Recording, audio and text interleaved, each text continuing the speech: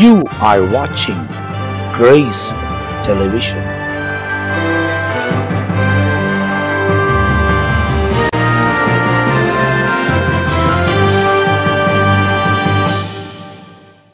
ஆண்டவரும் அருமரட்சகரமாக இருக்கிற இயேசு கிறிஸ்துவின் மகிமையுள்ள நாமத்தில் இந்த காரணத்தில் உங்களுக்கு வாழ்த்துக்களையும் ஸ்தோத்திரங்களை ஏறெடுக்கிறேன். கர்த்தர் நம்மை தொடர்ந்து ஆசீர்வதிப்பார். கர்த்தருடைய பெரிதான கிருபையில் ஒவ்வொரு நாளும் நம்ம வாழ்ந்து கொண்டிருக்கிறோம்.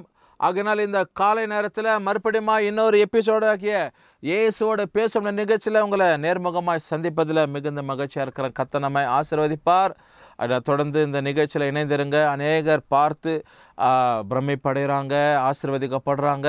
பல காரியங்கள் அவங்களுக்கு தேவன் ஒவ்வொரு நாளும் இடைப்படுகிற ஒவ்வொரு ஊழியக்காரருங்க ஒவ்வொரு நாளும் வித்தியாசமாய் வாக்குதத்த வார்த்தைகளாய் ஆசீர்வாதமான வார்த்தைகளையும் எச்சரிக்கிற வார்த்தைகளையும் கொடுத்து இந்த கடைசி நாட்களில் தேவனுடைய சமூகத்தில் இணைந்திருங்கன்னு சொல்லி நமக்கு கற்பிக்கிறதான இந்த வார்த்தைங்க அநேகரை தொடப்படுகிறது, ஆசீர்வதிக்கப்படுறாங்க, குடும்பங்கள் ஆசீர்வதிக்கப்படுகிறது, அவங்க வாழ்க்கையில் இருக்கிற பிரிவினைகள் மாறுது, பிரச்சனைகள் மாறுது, படிப்பின் காரியத்தில் கர்த்தர் உயர்வு தர, வேலை ஸ்தலத்தில் உயர்வு தராரு.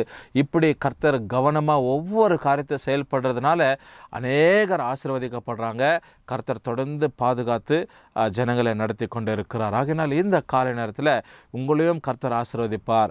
யோபு அநேக காரியங்களில் ஆசீர்வதிக்கப்பட்டான். அதே சமயத்தில் அவன் வாழ்க்கையில் பலவிதமான தோல்விங்க, இழப்புங்க, இப்படிப்பட்ட காரியங்களில் இந்த மனுஷன் தன்னுடைய வாழ்க்கையை சந்தித்தான். ஆனாலும் ஒரு நாளும் தேவனுக்கு விரோதமாய் தீங்கான காரியம் அவன் நாவிலிருந்து அவன் வாயிலிருந்து புறப்பட்டதே இல்லை. ஒரே நாளில் அநேக ஆடு மாடுங்க, அதுக்கு பிற்பாடு ஒட்டகம், எருது, கழுதைங்க எல்லாவற்றையும் இழந்தான், பிள்ளைங்களை இழந்தான். ஒவ்வொரு நாளும் தம்முடைய பிள்ளைங்களுக்காக அவன் தேவ சமூகத்தில் என் பிள்ளைங்க ஏதாவது தவறு பண்ணியிருப்பாங்களா அப்படின்னு சொல்லி தேவ சமூகத்தில் தம்முடைய பிள்ளைங்களுக்காக பிரத்யட்சமாக ஜெபம் பண்ணுற ஒரு மனுஷன். அவங்க பிள்ளைங்க நீங்கள் சரித்திர புத்தகத்தில் யோபுவின் புத்தகத்தில் படித்து பார்க்கும்போது 1ஆம் அதிகாரத்தில் நீங்கள் ஒவ்வொருத்தரும் ஒவ்வொரு நாள், ஒவ்வொரு வாரத்துக்கு ஒரு முறை, மாதத்துக்கு ஒரு முறை ஒவ்வொரு சகோதரன் சகோதரிங்க அந்தந்த குடும்பத்தில் இணைந்து அவங்க அதாவது நல்ல களியாட்டமாக இருப்பாங்க, சமைத்து சாப்பிட்டு நல்ல சந்தோஷமாக இருப்பாங்க. ஆனால் இந்த சந்தோஷத்துலேயும் என் பிள்ளைங்க ஏதாவது தவறு செய்திருப்பாங்களா அப்படின்னு சொல்லி அவனுக்குள்ள குற்ற உணர்வில் தேவ சமூகத்தில் தன்னோட பிள்ளைகளுக்காக எப்போதும் ஜெபம் பண்ணி கொண்டிருப்பானாம். அப்படி இன்றைக்கு குடும்பங்களில் உள்ளவங்களுக்காக நம்ம ஜெபிக்கிறவர்களாக காணப்பட வேண்டும். We should pray for our people. We should pray for our children. We should pray for the protection of our children, for the family protections. We have to plead to God to safeguard ourselves wherever we go and wherever we come inside. அதனால் இப்படிப்பட்ட காரியங்களில் நம்ம ஜாக்கிரதை உள்ளவர்களாக இருக்கணும். இந்த யோபு பாருங்கள், ஒரு முக்கியமான பகுதியை எழுதியிருக்கிறார். இந்த யோபில் 42 அதிகாரம் இருக்குது. யோபுக்கு ஆண்டவர் பல ஆசீர்வாதத்தை கொடுத்தார், நண்பர்களை கொடுத்தார். அதாவது கிழக்கத்திய தேசத்திலே யூஸ் என்னப்படும் ஒரு தேசத்தில் அவனை போல பயங்கரமான பணக்காரன் யாரும் கிடையாது. செல்வந்தன், ஐஸ்வர்யவான், பணக்காரன் இல்லை. ஆனால் அவன் ஒரு நாளில் சோதிக்கப்படுகிறான், பிசாசால் சோதிக்கப்படுகிறான். அவனை வாழ்க்கை ஐயோ அந்தோ பரிதாபன்றாங்களே, அப்படி போல பரிதாபத்துக்குரிய ஒரு காரியம். ஆனாலும் ஒரு நாளும் அவன் தேவனுக்கு தீங்கான காரியம் செயல்படலை. அவனை விசாரிக்க அநேக நண்பர்கள் வராங்க, அநேக காரியங்கள். இப்படி தொடர்ந்து இந்த 42 அதிகாரத்தில் நம்ம பார்க்கும்போது அவன் இழந்து போனது எல்லாவற்றையும் இரட்டத்தனையாய் பெற்றுக்கொண்டான். அது தேவன் அவனுக்கு கொடுக்கப்பட்ட ஒரு ஆசீர்வாதம், அவனுடைய உத்தமம், அவனுக்கு ஆண்டவர் அவன் மேலே வச்சிருந்த பிரியம். ஏன்னா ஆண்டவரே யோபுவை குறித்து சாட்சி சொல்ல, அவன் உத்தமனும் சன்மார்க்கனும் தேவனுக்கு பயந்து பொல்லாப்புக்கு விலகினமான நீதிமானாக இருந்தான்னு சொல்லி, அதனால் தேவன் அவன் மேலே கவனமாக இருந்தாருன்னு சொல்லி பார்க்குறோம். இது ஒரு பக்கம் இருக்கட்டும். 22ஆம் அதிகாரத்தில் 28ஆம் வசனத்தை நம்ம பார்க்கும்போது அதே யோபு இங்கே எப்படி எழுதுகிறார் பாருங்கள். ஆண்டுடைய வசனத்தை அவர் எழுதுகிறார். நீர் ஒரு காரியத்தை நிர்ணயம் பண்ணினால் அது உமக்கு நிலைவரப்படும், உம்முடைய பாதைகளில் வெளிச்சம் பிரகாசிக்கும் என்று சொல்லி தேவன் எப்படி அவன் வர்ணிக்கிறான் பாருங்க. நீங்க ஒரு காரியம் நிர்ணயம் பண்ணும்போது, நீங்கள் ஒரு காரியத்தை அப்படி ஆணையிடும்போது அது எப்படி இருக்கும்னாக்கா அதில் உண்மை இருக்கும்ன்றான். It will be established. ஆங்கிலத்தில் அழகாக சொல்லப்படுது, thou shall also decree a thing and it shall be established unto thee and the light shall be shine upon thy ways. உன்னோட பாதைகளில் வெளிச்சம் இருக்கும் அப்படின்னு சொல்லி. இப்போ தேவனுடைய பாதம் எப்படி இருக்குதுன்னா நமக்கு வெளிச்சமாக இருக்குது அப்படின்றார். அருமையானவர்களே, தேவனுடைய பாதம் நமக்கு எப்படி இருக்குதா? வெளிச்சமாக இருக்குது. யார் சொல்றது? பயங்கரமான சூழ்நிலையில் கடந்து போன யோபு என்ற பக்தன் சொல்றார். இந்த கால நேரத்தில் உபத்திரவத்துக்குள்ளே போய்கொண்டு இருக்கிறீங்களா? யோபு போல வாழ்க்கை உங்களுக்கு இருக்குதா? ஏதாவது சூழ்நிலையில் நீங்கள் தட்டப்பட்டு இருக்கிறீங்களா? பணத்தினால் ஏமாந்து இருக்கிறீங்களா? யாரோடைய அன்பினால் ஏமாந்து இருக்கிறீங்களா? ஏதோ வாழ்க்கையில் இழக்கப்பட்டு இருக்கிறதா? இன்னைக்கு காலையில் ஆண்டவர் எப்படி இருக்கிறார்? உங்கள் பாதைக்கு வெளிச்சமாக இருக்கிறார். உங்கள் பாதைக்கு அவர் கவனமாக இருக்கிறார்.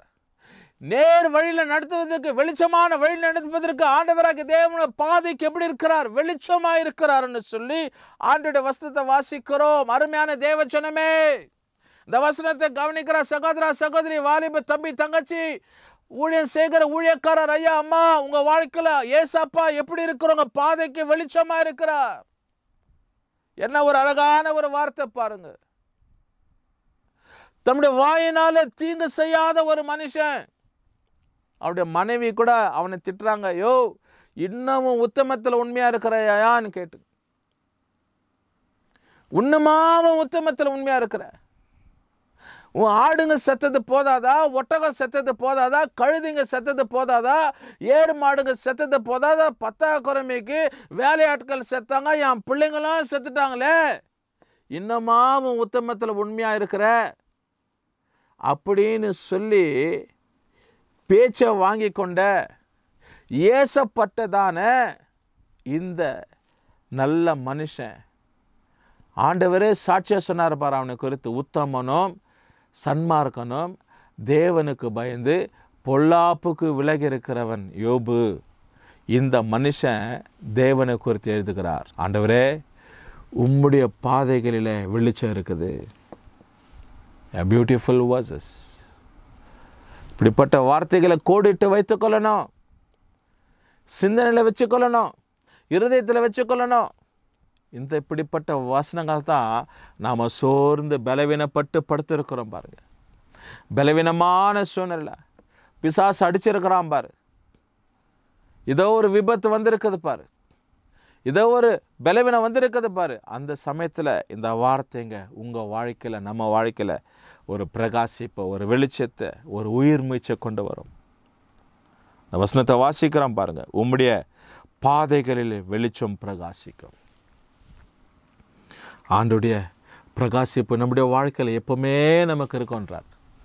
எனக்கு அருமையான தேவச்சனமே, இந்த நல்ல மனுஷனுடைய அந்த கோட்பாடுங்க, அந்த வழிமுறைங்க, இப்படிப்பட்ட ஊர்ஜிதமான இந்த ஆசீர்வாதமான தேவ சமூகத்தில் இருந்த இந்த காரியம்தான் அவனுக்கு பின்பதாக 42ஆம் அதிகாரத்தினையும் பார்க்கும்போது எல்லாத்தையும் ஆண்டவர் டபுள் போர்ஷனாக கொடுக்குறாரு. இழந்த ஆடுக அவனுக்கு ரெட்டிப்பாக வருது, ஏறு மாடுங்க ரெட்டிப்பாக வருது, ஒட்டகங்கள் ரெட்டிப்பாக வருது, கழுதைங்க ரெட்டிப்பாக வருது, பிள்ளைங்க 10 பிள்ளைங்க மறுபடியுமாய் அவனுக்கு பிறக்கிறாங்க. கிழக்கத்திய தேசத்திலேயே அந்த பெண்களை போல அழகிங்க யாரும் இல்லைன்னு சொல்லி வசனத்தில் வாசிக்கிறோம். அதனால தான் அந்த பெண்களுக்கு மூத்த மகளுக்கு எம்மிமால் என்றோம், 2ஆம் பெண்ணுக்கு கெத்சியால் என்றோம், 3ஆம் பெண்ணுக்கு கீர்னாப்பு என்றோ சொல்லி அந்த மனுஷன் பேரிடுறான். கிழக்கத்திய தேசத்திலேயே அந்த பெண்களை போல சௌந்தரவதிகள் அழகிங்க யாரும் இல்லை அப்படின்னு சொல்லி வசனத்தில் வாசிக்கிறோம்.